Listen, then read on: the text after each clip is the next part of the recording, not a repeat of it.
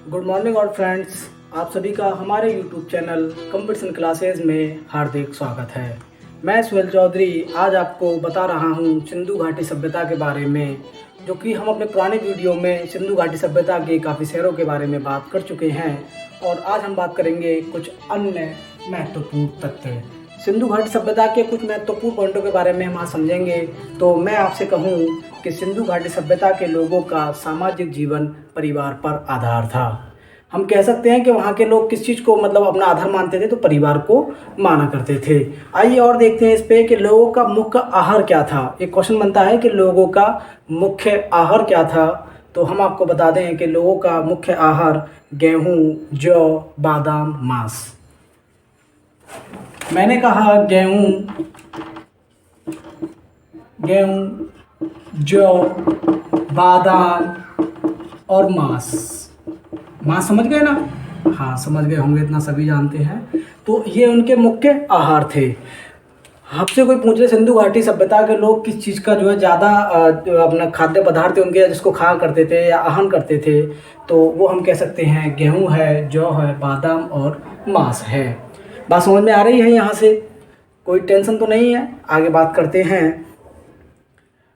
यह लोग सौंदर्य प्रसारण के साधनों पर बल दिया करते थे। यह लोग सौंदर्य मतलब सौंदर्य जो सामग्री होती है, चेहरे को चमकाने वाली या मेकअप करने वाली चीज़, उस पर भी ये लोग ध्यान दिया करते थे। मतलब हम कह सकते हैं कि समझदार लोग थे और अपने चाल चलन और अपने ढंग को अच्छे से रहना पसंद करते होंगे। गंदगी में या गंदे तरीके से रहना ये इनको पसंद नहीं होगा। आइए और बात करते हैं। और क्या है कि मोहनजोदड़ो से काजल और पाउडर व चनूतड़ों से लिपस्टिक और हेयर पिन मिली है। इट्स वेरी इंपॉर्टेंट पॉइंट है। अगर कभी कभी डीपली इसको पूछ लिया जाए कि बताइए मोहनजोदड़ो से क्या मिला है, तो काजल और पाउडर मिले हैं। आपसे पूछ रहे चनूतड़ों से क्या मिला है, तो लिपस्टिक फोटो पे लगाने वाली। चलो बढ़िया है, मिलना चाहिए, कोई बात नहीं। आगे देखते हैं। हड़प्पा में मृत शरीरों को, मरे हुए लोगों को जब मर जाते थे तो दफनाते थे तथा मोहनजोदड़ो में जलाते थे। हड़प्पा एक शहर है सिंधु घाटी सभ्यता का। जब कोई मर जाता था किसी व्यक्ति, तो उस व्यक्ति को जो है दफनाया जाता था। और वहीं अगर मोहनजोदड़ो की बात की जाए तो मोहनजोदड़ो में उनको जलाया जाता था। बात समझ में आ रही है? हाँ, ये कुछ इंपॉर्टेंट पॉइंट है, इनको आप नोट कर लेना या एक बार समझ लेना बारीकी से, तो आपको ये याद हो जाएंगे। इनका मुख्य व्यवसाय क्या था? कृषि था। ये क्वेश्चन तो अक्सर पूछा गया है कि बताइए मोहनजोदड़ो के लोगों का या वहाँ के निवासियों का मुख्य व्यवसाय क्या था, तो आप कह सकते हैं कि उनका मुख्य व्यवसाय कृषि था। ठीक है, बात आगे देखते हैं। इसमें 9 प्रकार की फसल का उल्लेख मिलता है। मोहनजोदड़ो के लोग, कहने का मतलब यह है कि 9 प्रकार की फसलों के बारे में जानते थे। जैसे जौ है ना, गेहूँ है, चावल है, दाल है, ऐसे 9 प्रकार की फसलों के बारे में मोहनजोदड़ो या सिंधु घाटी सभ्यता के लोग जानते थे।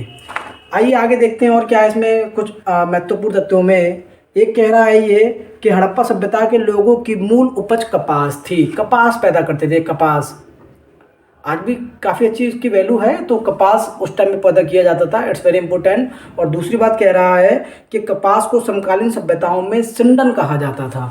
कपास को समकालीन सभ्यताओं में सिंडन कहा जाता था। किसको कहा जाता था? कपास को। कहने का मतलब यह है कि उसके समकालीन जो सभ्यताएं थी ना, सिंधु घाटी सभ्यता के समकालीन जो सभ्यताएं थी, जैसे चीन की सभ्यता, जैसे मैं आपसे कहूँ मिस्र की सभ्यता। बात समझ में आ रही है? मिस्र की सभ्यता। और मैं आपसे कहूँ मेसोपोटामिया की सभ्यता, मेसोपोटामिया की सभ्यता। इन सभ्यताओं में कपास को सिंडन नाम से जाना जाता था। क्लियर है बात? तो जब ये व्यापार किया होगा इन लोगों ने वहाँ से, जाहिर बात है, तो फिर जब उल्लेख मिला, जब वहाँ खुदाई हुई, तो कपास को वहाँ सिंडन नाम दिया गया है। आइए आगे देखते हैं। इनका दूसरा व्यवसाय क्या था? फर्स्ट व्यवसाय था इनका कृषि, देन सेकंड था पशुपालन। पहला व्यवसाय इनका कृषि है। किन लोगों का? सिंधु घाटी सभ्यता के लोगों का। कपास है फर्स्ट पर, देन कपास नहीं, कृषि। फर्स्ट पर कृषि है, देन सेकंड पर है पशुपालन। यहाँ के लोग इन 2 कामों को ज़्यादा तरजीह दिया करते थे। या सबसे फर्स्ट लोग जो था वो कृषि थे, और सेकंड पशुपालन भी करके अपना जीवन यापन किया करते थे। हम कहते हैं आपसे कि वहाँ के लोगों का मुख्य व्यवसाय क्या था, तो आप कहेंगे कृषि था, देन सेकंड में पशुपालन था।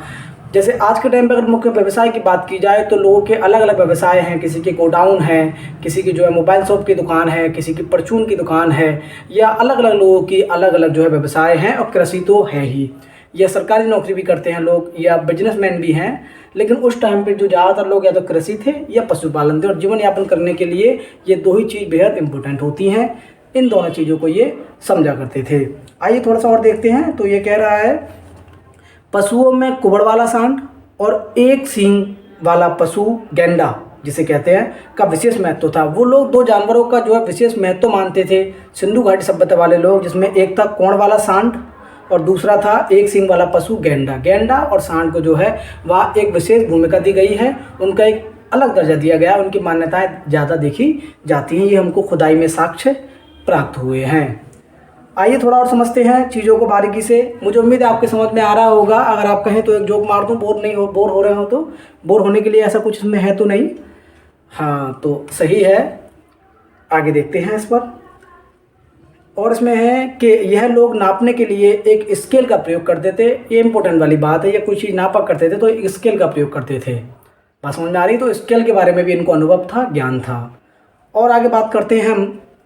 तोलने के लिए ये 16 व उसके गुणजों का प्रयोग किया करते थे। मतलब 16 दूनी 32 है ना, 16 के ही आएगा, जैसे 64, 160, 640 आदि के हिसाब से ये चीज़ों को तोला करते थे। जैसे अभी हम 1 किलो 2 किलो 3 किलो करते हैं ना, ऐसे ही ये लोग 16 के गुणज में चला करते थे। आगे देखते हैं। इस सभ्यता में पूजा में पहला स्थान मातृ देवी का था। मातृ मतलब भूमि को पूजा जाता था।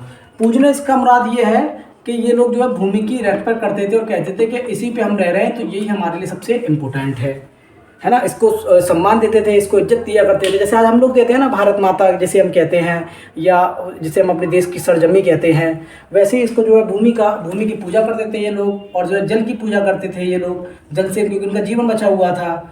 अग्नि की जो है ये पूजा करते थे। क्यों करते थे? मैं आपसे कहूँ कि अग्नि की पूजा इसलिए करते थे कि जैसे अग्नि की आग की खोज हुई, आग के बारे में जानने लगे, तो उन्होंने जब खाना उस पर बनाया तो बड़ा टेस्ट आने लगा। पहले क्या दाल वालों खा रहे होंगे, ऐसी गला ली और खा ली। जब चूल्हा जला, जहाँ दाल बनी, रोटियां बनी, अरे वाह यार, ये तो कमाल कर दिए। हाँ, अग्नि ने तो कमाल कर दिया। भाई अग्नि नहीं होती, आग नहीं होती तो फिर तो हम कुछ कर ही नहीं सकते। ये तो बड़ा टेस्टी बन डाला यार। आराम से मांस लेके आओ, बकरा कहीं से काटो और उसको आराम से भूज कर खाओ, और वो बड़ा टेस्ट आ रहा है भाई।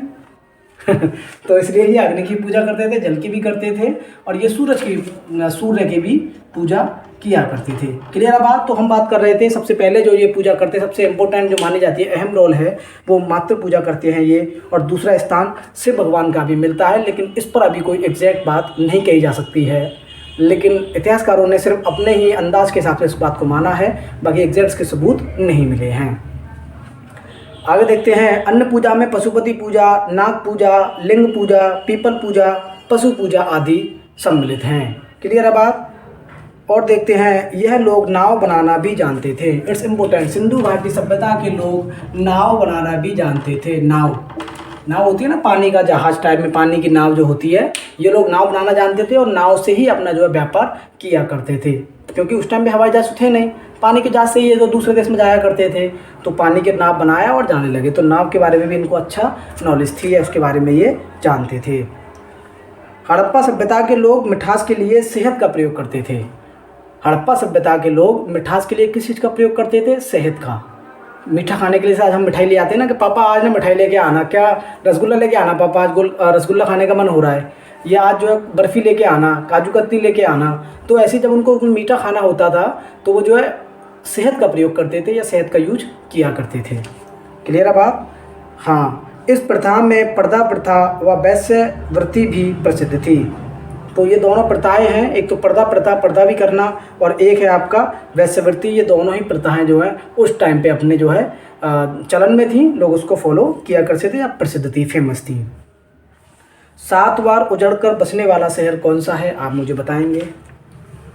7 बार उजड़कर बसने वाला शहर है मोहनजोदाड़ो।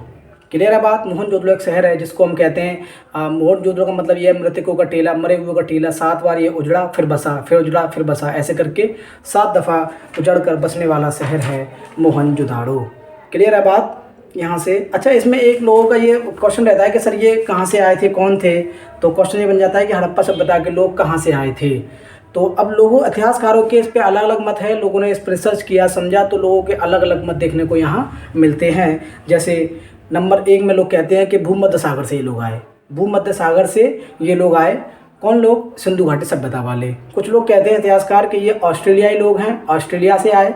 कुछ लोग कहते हैं कि ये मंगोलाइट, चीन से आए थे, चीनी सभ्यता उस टाइम में प्रचलन में थी, तो ये कहते हैं कि चीन से ये लोग आए थे।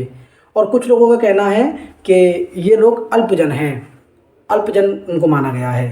तो अलग अलग इतिहासकारों का इस पर अलग अलग मत है, लेकिन एग्जैक्ट हम कुछ भी नहीं कह सकते। और इसके टाइम पीरियड को लेके भी बड़ी समस्याएं देखी जाती हैं। लोगों के दिमाग में ये डाउट रहता है कि सर सिंधु घाटी सभ्यता का टाइम पीरियड क्या था, तो वो हम अलग वीडियो में आपको बताएंगे, इसमें नहीं बताते हैं, फिर ये वीडियो लंबी हो जाएगी। सभी लोगों का धन्यवाद। आपको हमारी वीडियो अगर पसंद आ रही है, सही समझ में आ रही है, तो हमारे चैनल को लाइक और सब्सक्राइब करें।